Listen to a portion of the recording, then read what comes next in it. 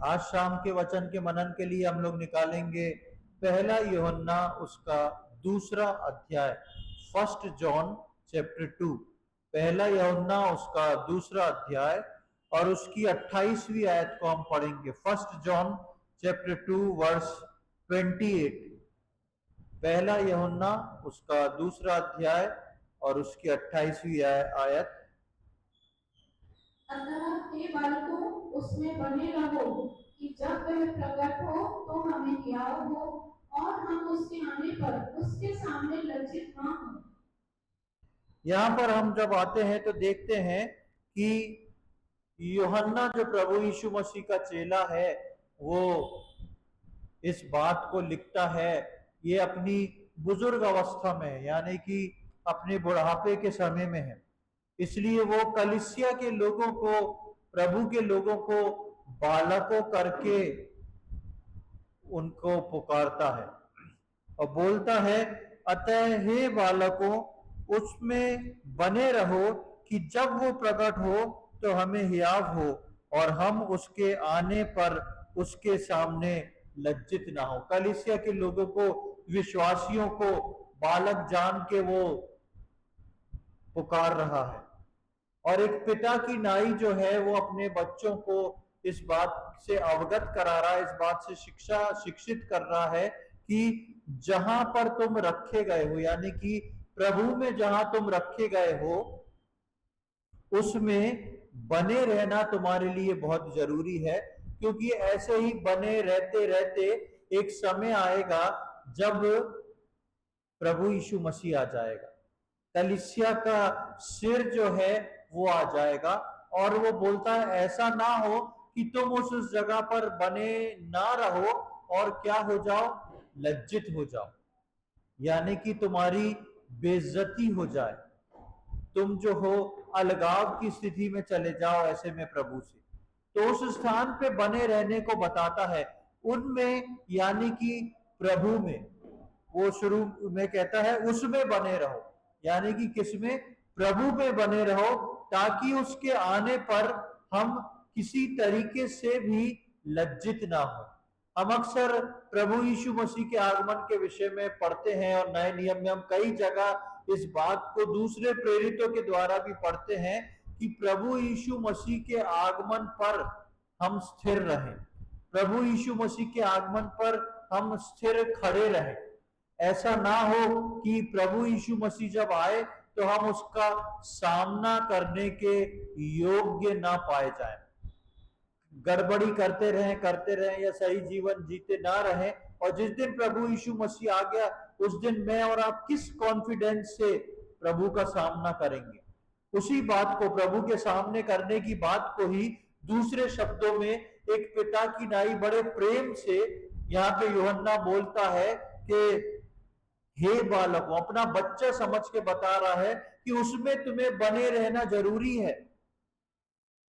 क्यों यूहन्ना इस बात को बोलता है? क्योंकि ये बने रहने वाला स्थान जो है एक ऐसा स्थान है जहां से भटकाव भी मुमकिन है। इस बने रहने वाले स्थान में केवल हम शारीरिक रूप से उपस्थित हो सकते हैं, लेकिन आत्मिक रूप से हो सकता है हम वहां से परे हों या बाहर हो। हर रोज प्रभु के साथ एक रिश्ते में रहना और एक रिश्ता जागृत रहना, रिश्ते में रहना और रिश्ता जागृत रहना, दोनों में फर्क है। एक पति पत्नी का रिश्ता है जिसके अंदर पूरा संसार जानता है ये पति पत्नी है, लेकिन उन दोनों के बीच में कोई बातचीत नहीं है। इतना लड़ाई झगड़ा हो चुका है कि कोई बातचीत नहीं। समाज के सामने एक परिवार के रूप में रह रहे हैं कि ये पति पत्नी कहलाते हैं, बाहर कहीं जाते तो साथ में चले जाते हैं, लेकिन वास्तविक अंदर कोई रिश्ता नहीं है। और एक पति पत्नी का रिश्ता है कि जैसा बाहर दिखता है वैसा अंदर भी है। तो दोनों रिश्ते सामने से देखने पे बने हुए हैं, लेकिन वास्तविकता में रिश्ता एक बना हुआ है, एक नहीं बना हुआ है। इसी प्रकार यूहन्ना जो है कलीसिया के लोगों को, विश्वासियों को इस प्रकार लिख रहा है कि तुम प्रभु में बने रहो, उस रिश्ते में बने रहो। जिस स्थान पे परमेश्वर ने तुम्हें रखा है उस स्थान पे तुम बने रहो, ताकि जिस दिन वो आए उस दिन लज्जित तुमको ना होना पड़े। हमारे चुन लिए जाने के बाद प्रभु यीशु मसीह ने बोला, तुमने मुझे नहीं चुना, मैंने तुम्हें चुना। तो हमारे चुन लिए जाने के बाद प्रभु हमको अपने में रखता है, यानी कि अपनी सराउंडिंग में, अपने आत्मा की उपस्थिति में, अपनी उपस्थिति में, अपने खास स्थान पे प्रभु एक चुने हुए विश्वासी को रखता है और उसमें बने रहकर उसमें हमको बढ़ते जाना है। उसी में रह के उसमें बने रहकर हमको उसके अंदर बढ़ते जाना जरूरी है। क्यों? क्योंकि वो स्थान है, वो जगह है, वो रिलेशनशिप है जिसमें प्रभु ने मुझको और आपको रखा है। पर उसी स्थान पे जिसमें मुझको और आपको परमेश्वर ने रखा है, शैतान हमको भटकाने की कोशिश करता है। शैतान हमको भटकाने की कोशिश करता है ताकि जब हमें प्रभु लेने आए तब हम उस कार्य को पूरा करके ना पाए जाए, हम लज्जित हो जाए। शैतान हमको गिराने की कोशिश करता है। अब समझ के देखें कि प्रभु ने मुझको और आपको एक परिवार में रखा है, एक कलीसिया में रखा है, एक समाज में रखा है, और इन सब जगह रखने के साथ ही साथ प्रभु ने मुझको और आपको अपने में रखा है, जहां पर हम रोज उसकी हुजूरी में आते हैं, उसकी उपस्थिति में आते हैं, उसकी स्तुति आराधना करते हैं, उससे एक रिलेशनशिप, एक रिश्ता बना के रखते हैं।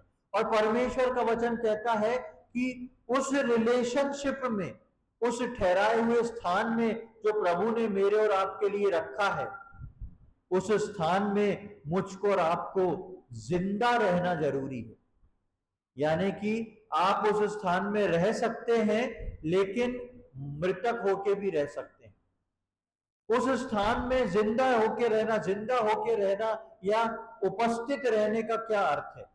जिंदा होके रहना या उपस्थित रहने का अर्थ है हर रोज हमारे जीवन में प्रभु की आराधना, परमेश्वर का वचन, प्रार्थना का जीवन और परमेश्वर के वचन के ऊपर चलने का जीवन, उसकी आज्ञाओं को पूरा करने का जीवन।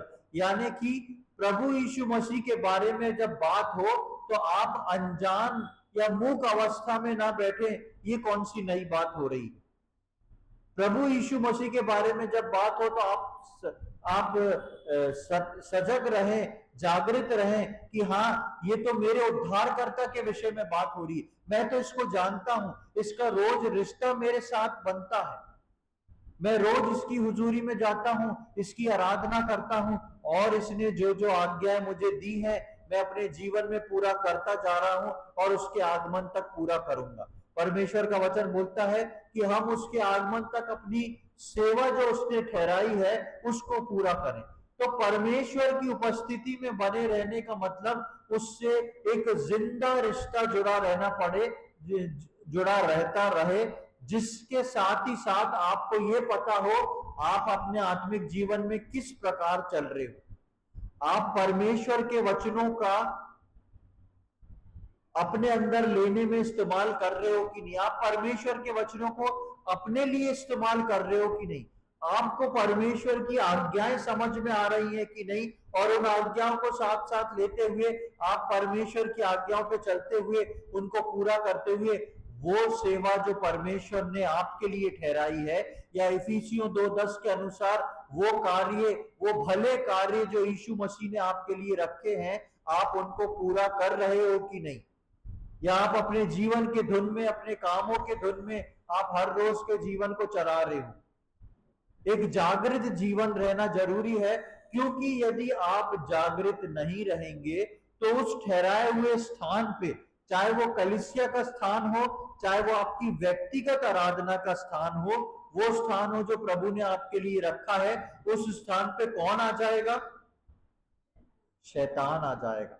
शैतान का एक्सेस है सब जगह पे, और शैतान उस स्थान पे पहुंचेगा और आपको बहुत अच्छी तरीके से एग्जामिन करेगा कि आप में कमी क्या है और आपको किस प्रकार गिराया जा सके। और शैतान उसी स्थान में एंटर होके आपको और मुझको गिराने की कोशिश करेगा, ताकि गिर गिर के हम उस स्तर तक पहुंच जाएं कि जब प्रभु यीशु मसीह आए तो मैं और आप प्रभु यीशु मसीह के सामने क्या हो जाए? लज्जित हो जाए। मैं और आप बदनाम हो जाए कि प्रभु ने जो सौंपा था वो हम अपने जीवन में नहीं कर पाए, या प्रभु ने जिस प्रकार आज्ञा दी थी उस आज्ञा को मैं अपने जीवन में पूरा नहीं कर पाया। परमेश्वर ने जो सेवा, जो भले काम मुझे सौंपे थे वो मैं उनको पूरा नहीं कर पाया। हम सब प्रकार के काम अपने दिनचर्या में कर लेते हैं। क्या आप सोच के देखते हैं कि प्रभु ने मुझे जिस कार्य के लिए ठहराया है, मैं अपनी दिनचर्या में उन कार्यों को पूरा कर रहा हूं क्या? मैं उनको पूरा करके अपने परमेश्वर को प्रसन्न कर रहा हूं क्या? मेरा जीवन जो है वो हनोक के समान परमेश्वर को प्रसन्न करने का जीवन है? ये मुझको और आपको सोचना जरूरी है, क्योंकि उसने मुझको और आपको चुन के एक स्थान में ठहराया है, और वो स्थान है आत्मिक स्थान, जहां पे मैं और मेरा परमेश्वर है, जहां पे मेरा परमेश्वर रोज मुझसे मुलाकात करने आता है, मुझसे बात करने आता है।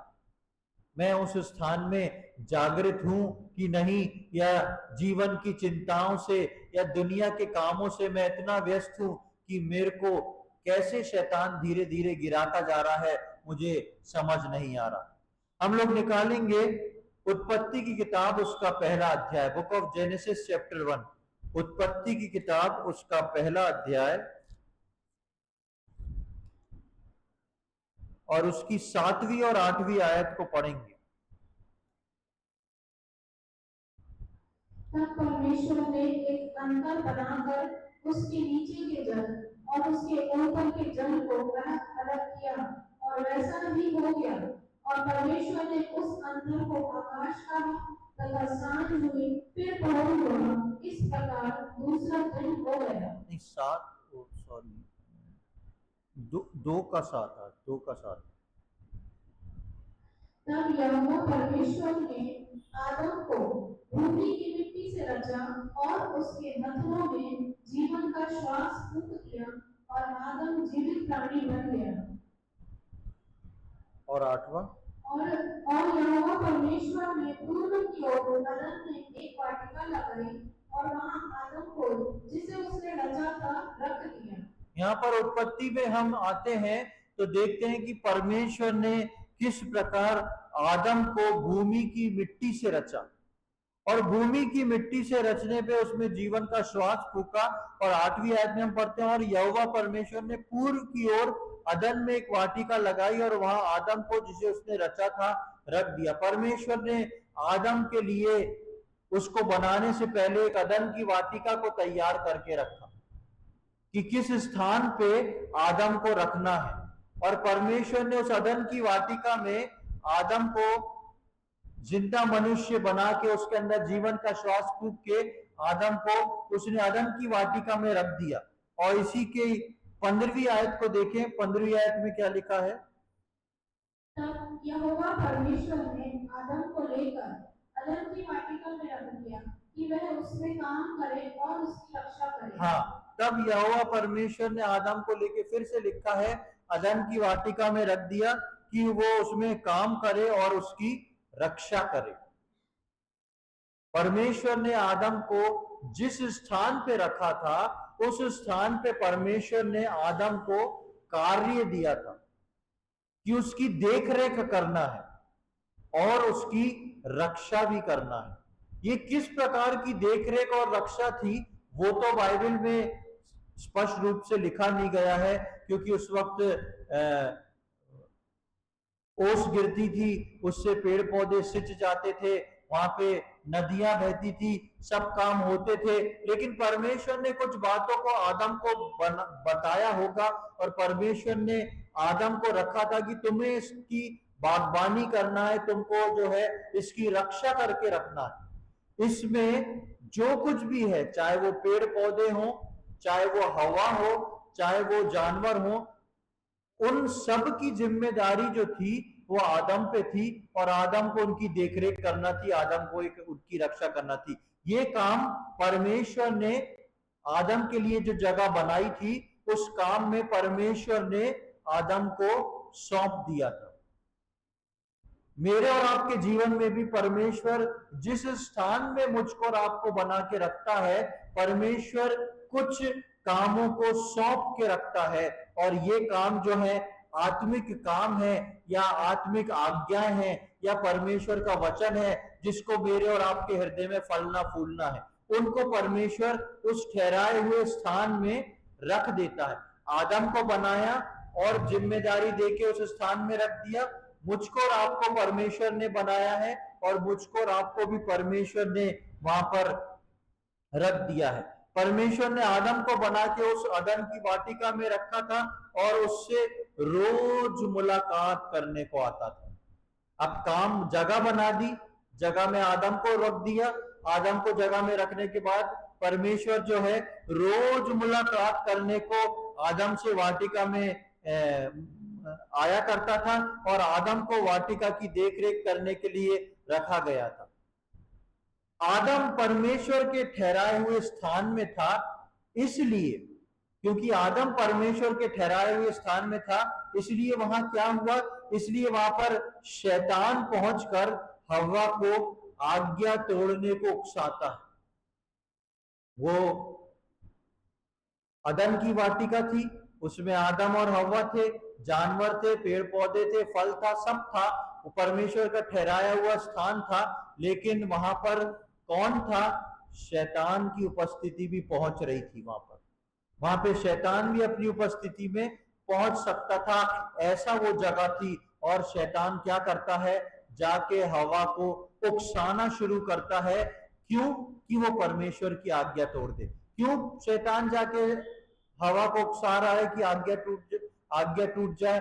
आज्ञा टूटेगी तो शैतान को क्या हासिल होएगा? शैतान को क्या हासिल होएगा आज्ञा टूटेगी तो? हाँ, अधिकार। और सबसे खास कारण जो शैतान का मोटिव है, हाँ, शैतान उसको चाहता है कि जिस भरोसे से परमेश्वर ने आदम और हव्वा को बनाया है, वो भरोसा टूट जाए और आदम और हव्वा क्या हो जाए? परमेश्वर के सामने लज्जित हो जाए, आदम और हव्वा जो है गिर जाए।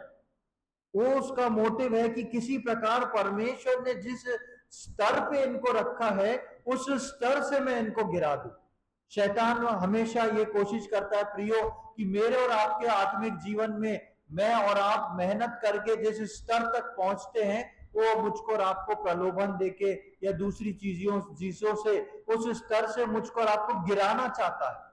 चाहे वो बीमारी के कारण हो, चाहे वो हमारे लालच के कारण हो, चाहे वो हमारे कोई दूसरी चीजों के कारण हो, स्टेटस के कारण हो, शैतान चाहता है ये रिश्ता टूट जाए। ये लोग जो हैं, मसीह लोग जो हैं, ये परमेश्वर के सम्मुख तुच्छ जाने जाए, ये लज्जित हो जाए, क्योंकि परमेश्वर को इन पे बड़ा भरोसा है। प्रियो, परमेश्वर ने मुझ पे और आप पे भी भरोसा किया है, इसलिए उसने मुझको और आपको उस स्थान पे रखा है। लेकिन इस स्थान में शैतान की भी उपस्थिति है, शैतान भी पहुंचता है। हम देखेंगे उसके 3 अध्याय में आए, उत्पत्ति उसका 3 अध्याय, और स्त्री को जब वो सब दिखाता है, शैतान जो है सर्प की नाई आके हवा को जब सारी बातें दिखाता है, तो वो क्या देखती और बोलती है? उसका 6वीं आयत को पढ़े, 6th वर्ष। अतः जब स्त्री ने देखा कि उस वृक्ष का फल खाने के लिए अच्छा और देखने में मनभाव और बुद्धि देने के लिए चाहने योग्य भी है, तब उसने उसमें से तोड़कर खाया और अपने पति को भी दिया, और उसने भी खाया। देखिए, यहां पर जो था, स्त्री अकेली थी, इसलिए जो सर्प है वो शैतान के रूप में आके उससे बात करता है। और यहां पे अदन की वाटिका में क्या चल रहा है, इसकी खबर किसको रहना थी?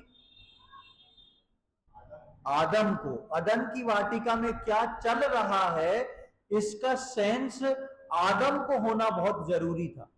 आदम कहां बिजी था नहीं मालूम, लेकिन आदम के पीठ पीछे ये काम हो रहा था कि वो सर्प आके स्त्री को बहका रहा था। यहां पर हम देखते हैं कि आदम उस वाटिका की रक्षा करने को और देखरेख करने में आदम से एक छोटी सी भूल होती है, छोटी सी चूक हो जाती है।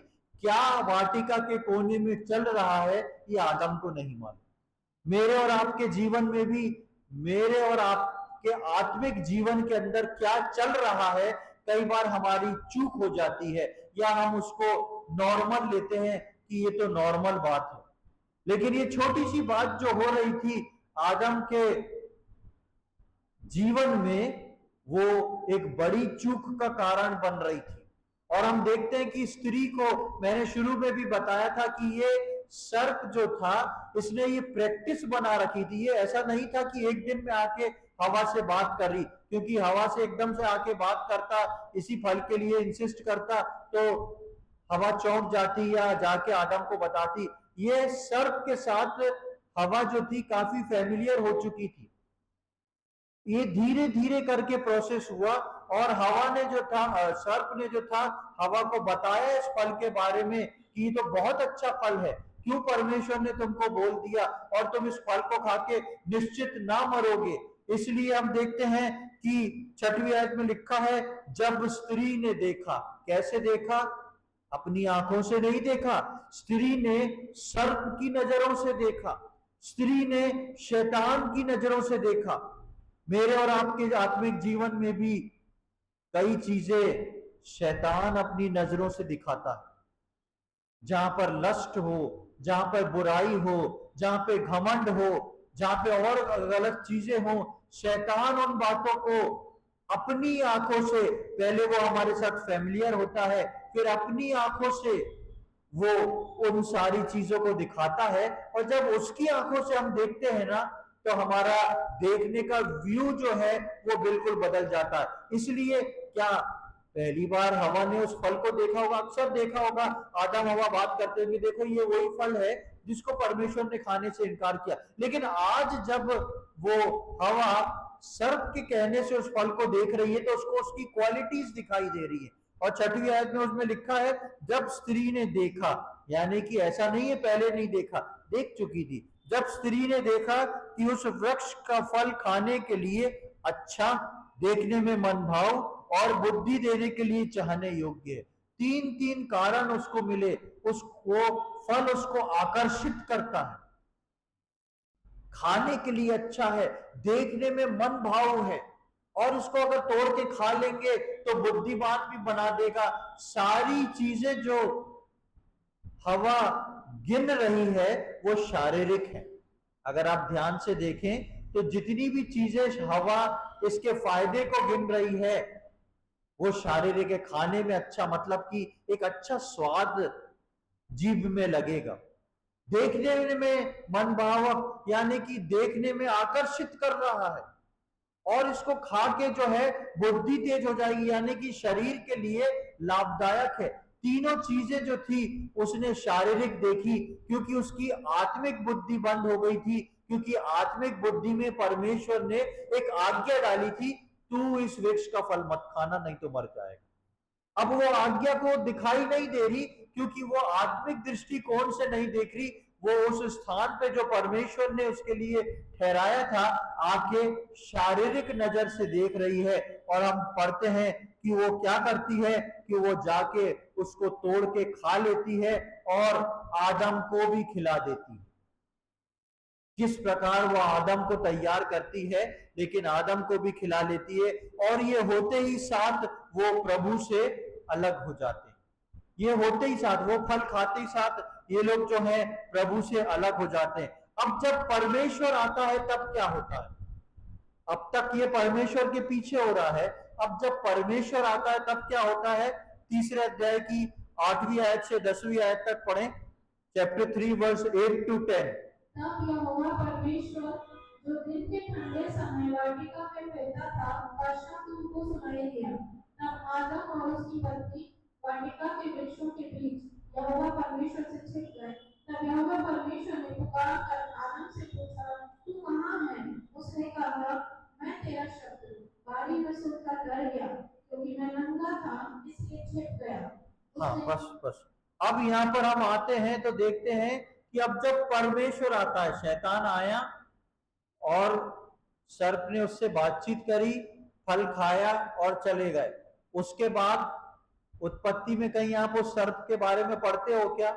नहीं पढ़ते। शैतान आता है हमारे आत्मिक जीवन में, उस फसल को या हमको खराब करके चला जाता है, उसके बाद वो दूर दूर तक दिखाई नहीं देता। अब वो कहता है अब तुम भुगतते रहो, अब परमेश्वर के सामने जाके तुम भुगतते रहो। अगर वो अच्छा साथी होता तो वो भी यहाँ खड़ा होता, मैं भी परमेश्वर से बात करूंगा कि भाई क्यों उनको मना किया, मैंने खिलवाया है।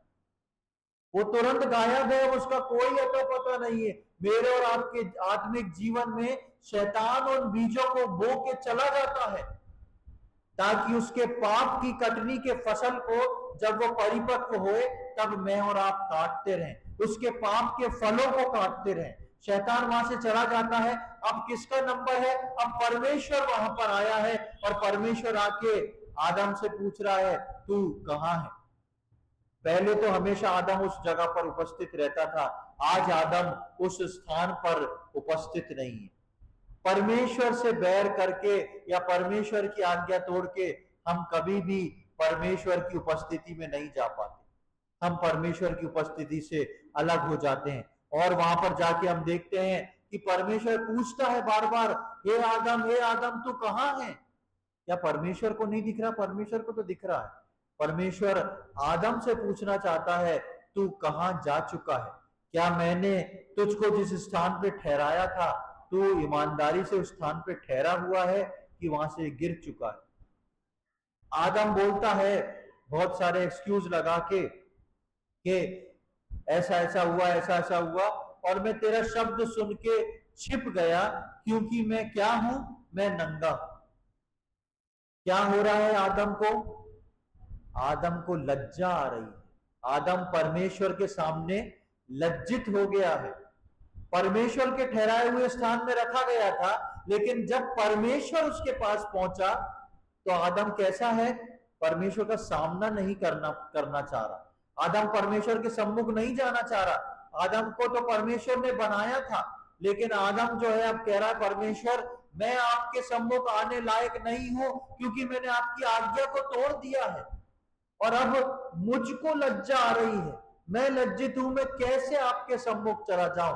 प्रियो, मेरे और आपके जीवन में परमेश्वर ने मुझको और आपको एक ठहराए हुए स्थान में रखा है और बहुत जल्द प्रभु यीशु मसीह उस स्थान पे मुझको और आपको लेने आने वाला है। इसलिए वहां पर शुरू में हमने पढ़ा यूहन्ना की पत्री में, पहला यूहन्ना में, कि यूहन्ना बोलता है मेरे बच्चों उसमें बने रहो, ऐसा ना हो कि तुम उसमें से बने होके हट जाओ और जब वो आए तो उसके सामने तुमको लज्जित होना पड़े। हमारे लिए ये एक चेतावनी है, हमारे लिए आदम हवा का सबक जो है एक चेतावनी है।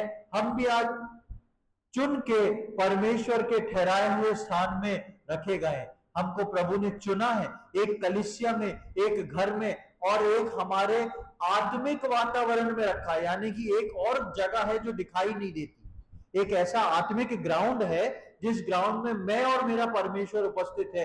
ऐसे आत्मिक ग्राउंड में परमेश्वर ने मुझको और आपको रखा है, वो परमेश्वर का ठहराया हुआ स्थान है। और शैतान चाहता है कि हम आज्ञा तोड़ के गिर जाएं और उसके आगमन पर क्या हो जाए? लज्जित हो जाए। शैतान चाहता है कि मैं और आप उस आत्मिक ग्राउंड से जो दिखाई नहीं देता है, सबको अपना आत्मिक ग्राउंड खुद मालूम है, शैतान चाहता है कि वो उस आत्मिक ग्राउंड से मुझको और आपको गिरा दे ताकि प्रभु के आगमन तक मैं और आप लज्जित हो जाए। हवा ने उस ठहराए हुए स्थान में उस फल की चमक देखी। हमको भी शैतान इस ठहराए हुए स्थान में बहुत कुछ दिखाता है जिससे हम डिस्टर्ब हो जाए। हवा ने तो उस फल की चमक देखी, उस फल के फायदों को देखा। शैतान मुझको और आपको भी हमारे आत्मिक जीवन में बहुत सारी चीजें हमारे जीवन में ऐसी लेके आता है, बहुत सारी चीजें हमको ऐसी दिखाता है जिससे हम नीचे गिर जाएं और नीचे गिर के हम प्रभु से दूर हो जाएं और लज्जित हो जाएं। एक आयत को पढ़ेंगे, मेरे साथ निकाल लें, नीति वचन उसका 23वां अध्याय, प्रोवर्ब्स चैप्टर 23, नीति वचन उसका 23वां अध्याय और उसकी 31 और 32 आयत, 31 एंड 32। जब दाख मधु लाल दिखाई देता है और कटोरे में उसका सुंदर रंग होता है और जब वह धार के साथ मेला जाता है तब उसको न देखना, क्योंकि अंत में वह सर्प के समान डसता है और करैत के समान काटता है। यहाँ पर हम देखते हैं इस बात को कि एक दाख मधु के बारे में बताया गया है कि और लिखा है कि जब दाख मधु लाल दिखाई देता है और कटोरे में उसका सुंदर रंग होता है, उस वक्त ये जो अंगूर अंगूर हुआ करते थे, जो काला अंगूर हुआ करता था, लाल और काला अंगूर, उसको निचोड़ के और उसका फॉर्मेंटेशन करके उसको नशे के लिए इस्तेमाल किया जाता था, जिसको जब ग्लास में डाला जाए तो वो एकदम सुनहरे लाल रंग का दिखाई देता था। इसलिए लिखा है कि कटोरे में उसका सुंदर रंग होता है और जब वो धार के साथ उंडेला जाए तब उसको ना देखना। यानी कि जब शैतान आत्मिक जीवन में रहते हुए जब शैतान तुमको अपनी चीजों को दिखाना शुरू करे, तब उसकी तरफ अपनी आंखों को मत उठाना, उसकी दिखाई हुई चीजों को मत देखना। कैसे नहीं देखना? यदि कोई ख्याल मन में आता है, यदि कोई चीज मन में आती है, हमेशा उसको तौलें परमेश्वर के वचन के हिसाब से ये ठीक है कि नहीं। अगर परमेश्वर के वचन के अनुसार ये ठीक नहीं है तो उसको कभी भी ना रखें, कभी भी ना देखें, क्योंकि लिखा है, क्योंकि अंत में, शुरुआत में नहीं, शुरुआत में स्वाद भी अच्छा है, बुद्धिमान बनने के लिए भी अच्छा है, देखने में भी अच्छा है, लेकिन उसके लिए क्या लिखा है 32वीं आयत में? क्योंकि अंत में वो क्या करेगा? सर्प के समान डसता है। अंत में तुमको लगेगा कि शुरू में सब चीजें ठीक हैं, लेकिन अंत में जो है वो तुमको सर्प के समान डस लेगा, और सर्प के समान डसने के बाद क्या होगा? और करैत के समान काटेगा। यानी कि तुम्हारी जीवन को वो खराब कर देगा और ऐसी अवस्था में पहुंचा देगा जहां पर हम लज्जित हो जाएं, जहां पर हम परमेश्वर के सम्मुख लज्जित हो जाएं। एक और आयत को देखें, इफिसियोंस का 5वां अध्याय, इफिशियंस चैप्टर 5, इफिसियोंस का 5वां अध्याय और उसकी 15वीं आयत। इसलिए ध्यान से देखो कि कैसी चाल चलते हो, निर्बुद्धियों के समान नहीं पर बुद्धिमानों के समान चलो। और 16वीं आयत भी पढ़ लें उसकी। अवसर को बहुमूल्य समझो क्योंकि दिन बुरे हैं। देखिए ये जो 16वीं आयत है ना, ये मैं इन दिनों में एक चीज को नोट कर रहा हूं, लगभग ये साल जब से शुरू हुआ था, अक्सर हमारे मनन में, हमारे मैसेजों में ये वर्ष बार बार रिपीट हो रही है। आपने कभी नोट किया इस बात को? 16वीं आयत, बार बार हम इस बात को पढ़ रहे हैं, अवसर को बहुमूल्य समझो क्योंकि दिन बुरे हैं। यानी कि हम ऐसे दिन में आ पहुंचे हैं जहां पर प्रभु यीशु मसीह का आगमन निकट हो चुका है, और वो बोल रहा है इसलिए ध्यान से देखो। क्यों ध्यान से देखो? क्योंकि तुम एक ठहराए हुए उस स्थान में हो, जिस ठहराए हुए स्थान में परमेश्वर ने तुम्हें रखा है, और तुम्हें अपने आप को लज्जित होने से बचाना है, तब जब वो आए तो लज्जित ना हो। इसलिए लिखा है, इसलिए ध्यान से देखो कि कैसी चाल चलते हो, निर्बुद्धियों के समान नहीं पर बुद्धिमानों के समान चलो। हव्वा जो थी बुद्धिमान थी, लेकिन वहां पर उसने निर्बुद्धि के समान चाल चली।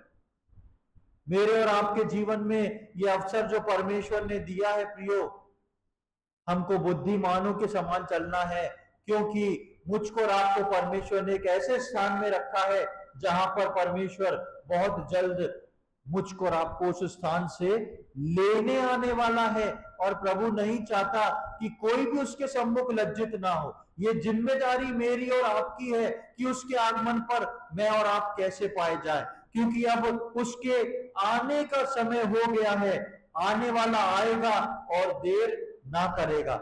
हमको उसके आगमन पर लज्जित नहीं होना, पर हमको और आपको उसके आगमन पर क्या पाना है? रिवॉर्ड पाना है, मुकुट पाना है। एक वर्ष को और हम बार बार इन दिनों में पढ़ रहे हैं कि कोई तेरा मुकुट तो उससे छीन ना ले। मैं और आप उस मुकुट के लिए रखे गए हैं, आपके लिए, आपके नाम से यकीन जाने स्वर्ग में बड़े बड़े मुकुट रखे हुए हैं, लेकिन इस स्थल में, इस कार्य स्थल में यदि आप अपने जीवन को नहीं बना पाए, नहीं मैनेज कर पाए, तो शैतान पूरी तौर से कोशिश करता है कि आपको इस जगह पर गिरा दे और गिरा के आपको परमेश्वर के सामने लज्जित कर सके। जब प्रभु यीशु मसीह आए तो हम हो सकता है उठा तो लिए जाए, लेकिन आग में मानो जलते जलते लज्जित होके, प्रभु नहीं चाहता कि मैं और आप लज्जित होके उठाए जाएं कि ठीक है चलो किसी तरह स्वर्ग के राज में घुस के आ गए। परमेश्वर मेरे और आपका स्वागत के साथ मुकुट रख के और मुझको और आपको स्वर्ग ले जाना चाहता है। ये प्रभु की इच्छा है। प्रभु की इच्छा को समझे, शैतान की योजना को जाने और अपने उस स्थान को जिसमें प्रभु ने आपको रखा है उसके लिए सावधान हो जाए। अपने स्थान को सुंदर बनाए, अपने प्रभु की जितनी हो सके उन आज्ञाओं को पूरा करें, और जितनी आज्ञाएं पूरी नहीं हो रही हैं उसके लिए परमेश्वर के सम्मुख जाके गिड़गिड़ाएं, प्रार्थना करें, परमेश्वर ये मुझसे नहीं हो रहा, लेकिन क्योंकि ये आपकी इच्छा है इसलिए मैं इसको करूंगा, आप मेरी सहायता करें। और हम उस सुंदर बागबानी में अपने परमेश्वर के लिए फलों को उगाएं, उसकी स्तुति आराधना करें, हर रोज उसके साथ मिलने के समय में पहुंच जाएं। जिस प्रकार आदम चूका, परमेश्वर पुकार रहा है और आदम छुपा हुआ है, ऐसी स्थिति मेरे और आपके साथ ना हो। मैं और आप हर रोज अपने जीवन में सावधान रहें, हर रोज प्रभु से मुलाकात करें, अपनी आराधना करें, क्योंकि आने वाला आएगा और देर नहीं करेगा। और परमेश्वर का वचन बोलता है मेरा धर्मी जन विश्वास से जीवित रहेगा। उस विश्वास से मैं और आप सजग और सतर्क हो जाएं, क्योंकि प्रभु यीशु मसीह बहुत जल्द आने वाला है और मैं और आप उसके सामने खाली हाथ लज्जित होकर ना खड़े हों, लेकिन उसकी इच्छा को पूरी करते हुए, अपनी सेवा को पूरी करते हुए और उन रिवॉर्डों के साथ प्रभु के सामने खड़े हों। ऐसा करने में और परमेश्वर के वचन को समझने में परमेश्वर हम सबकी सहायता करे। प्रभु के नाम की महिमा हो। आइए हम प्रार्थना करें। प्रभु जी, हम धन्यवाद देते हैं सुंदर समय के लिए। एक और बार आपने हमारे जीवन में यह अवसर प्रदान किया कि हम प्रभु यहाँ पे आ सके। धन्यवाद देते हैं प्रभु आज के सुंदर वचनों के लिए। जिस प्रकार हम सुन रहे थे प्रभु जी कि आपने एक स्थान, एक जगह विश्वासियों को दी है, और प्रभु आप वहां स्वर्ग से उस स्थान पे नजर रखे हुए हैं। प्रभु हम प्रार्थना विनती करते हैं, जितने हम यहाँ पर उपस्थित हैं, जितने यहाँ पर बैठे हैं, सभी के लिए प्रार्थना है प्रभु जी कि ये अपने जीवन में किसी भी रीति से शैतान के बहकावे में ना आए, किसी भी रीति से एक एक विश्वासी के जीवन में वो जो सेवा का कार्य आपने दिया है वो रुकने ना पाए। प्रभु जी, विश्वास में, प्रार्थना में, आराधना में हर विश्वासी बढ़ता चला जाए और किसी के भी जीवन में प्रभु जी शैतान नुकसान ना करने पाए। प्रभु जी, यदि किसी को प्रभु जी आज्ञा पूरी करने में कठिनाई है प्रभु जी, आप अनुग्रह दें, आप दया दिखाएं, आप अपनी बड़ी सहायता से प्रभु जी उनसे वो आज्ञाओं को पूरी करा के अपनी सेवा को पूरी करा लें। ऐसी हमारी विनती प्रार्थना है। यहाँ बैठे एक एक व्यक्ति के लिए हम प्रार्थना करते हैं प्रभु जी, कोई भी प्रभु जी लज्जित होकर स्वर्ग पहुंचने वाला ना हो, लेकिन प्रभु जी विश्वास से, आनंद के साथ, ग्रहण योग्य कई मुकुट और रिवॉर्ड्स के साथ वो सब के सब यहाँ के जितने हैं सब प्रभु जी आपके सम्मुख अपनी सेवा करके उपस्थित होके पाए जाएं। ऐसी हमारी विनती प्रार्थना है। धन्यवाद देते हैं प्रभु, आपने प्रार्थना को सुना है, उसके लिए धन्यवाद। सारी आदर, महिमा, प्रशंसा, बड़ाई हम आपको चढ़ाते हैं। ये सारी बातें अपने उद्धारकर्ता प्रभु यीशु मसीह के पवित्र और मीठे नाम से मांगते हैं, आमीन।